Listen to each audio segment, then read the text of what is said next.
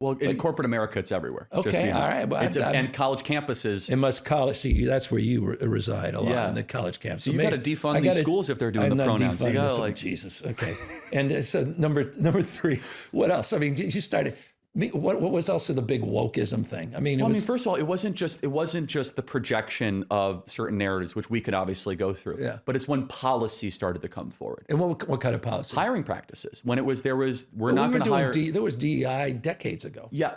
I mean, it was just called outreach and inclusion. But we saw mass adoption, what we saw. And not only that, we saw pledging of billions of dollars of donations to racial justice from the biggest types of corporations imaginable. Fair point. And that was sort of post George Floyd. That's what I'm saying. That's when this. So you had a combustible. And was effect. that wrong? I mean, to address the issue of racial. I mean, there's legitimate issues as it relates to past practices. What was insulting? What was insulting to a lot of people is, number one, where's the money going? Because the top premier BLM charity ended up being a racket. Yeah, right. With Patrice Cullors, like, where'd that $100 million go? So all of a sudden we learned that, and all these pledges of corporate dollars were going to this woman that's like hiring her like brother for personal security, and that like a lot of and you would even agree like that. No, that became like the poster child. But number two, for the broader movement. But number two, which I think was most important, was that it elevated then this scholarly community that was otherwise fringe, like Robin DiAngelo and other people, and her book White Fragility. Literally, the entire premise of her book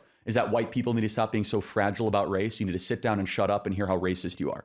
And she was brought on tours to corporations across the country. And by the way, just so you understand, this was a phenomenon over months and months, and it didn't quite catch up in time for the 2020 election.